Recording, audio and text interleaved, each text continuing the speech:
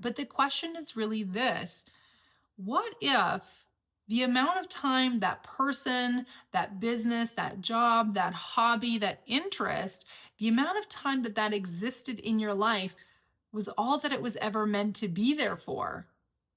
I have friendships that have lasted for many, many years. And even over the years, those friendships flex in and out in terms of, how much contact we have day to day. I have a friend that I've had for a very long time that sometimes we, are in contact almost every single day. And then there could be years that go by that we see each other very rarely, but we still love and adore one another. But that doesn't mean that the time in between that we're not seeing one another, that this is like a failed friendship or that I'm a bad friend or that they're a bad friend. I've had people in my life, and if you've been around the planet long enough, and guaranteed if you're listening to this podcast, you've been around the planet long enough because you're probably an adult. You've had people that have just naturally flexed in and out of your life. Sometimes that's painful when they leave, but that doesn't necessarily mean that that was the wrong thing, right? When we're dating, we have this belief. I always thought this is so funny that this social shame about marriages ending and this, how do I explain it? Like a backlash almost of belief where people they'll take, the 50% divorce rate and go, see, all relationships are doomed to fail. Well, technically that is true, because even if you stay married your whole life, one of you is going to die before the other. So that relationship is going to end. Does that mean it was a failure?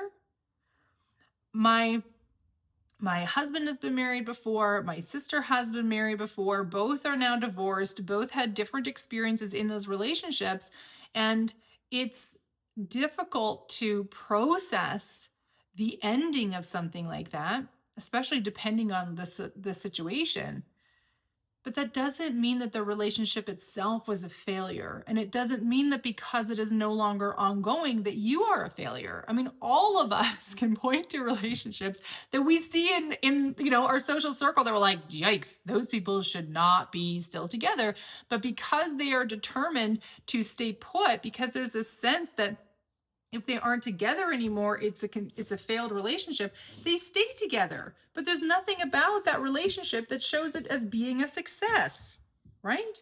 It's just kind of silly, and yet that's how we approach it, and I don't get it. Also, if I just got louder in your ear, it's because I adjusted my microphone, so I don't have to like hunch over. It's turning into the Hunchback of Notre Dame here, and I don't want to do that. That's not great. Doesn't feel good on my back. So I want to touch on this very specifically. I know we've talked about this a lot on relationships, but I want to touch on this very specifically as it comes to, let's frame it on the context of business or a job right now, because I think that that is really, such a powerful place for us to lean into this week. This idea that we need to be doing one thing, one career, one business, one focus for our whole life, or we are flighty, ditzy, drifty, not committed. The idea is silly. One of the things that I like to point out is way back in the day, I don't know when they existed, okay? So don't like send me hate mail of Amy, they were around at this time.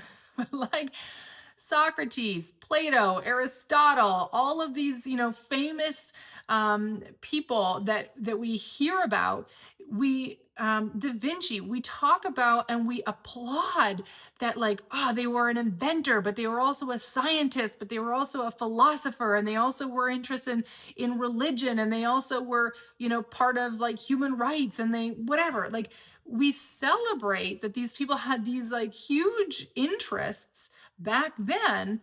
But if you meet someone like that today, you're like, wow, you need to really fucking pick a lane. Cause like, what are you? I don't know how to describe you. I don't know where to put you. Are you an inventor? Are you an entrepreneur? Are you an employee? Do you believe in like building an accounting business, or do you want to be someone who does marketing, or like what's the jam here? Why are you doing all these different things?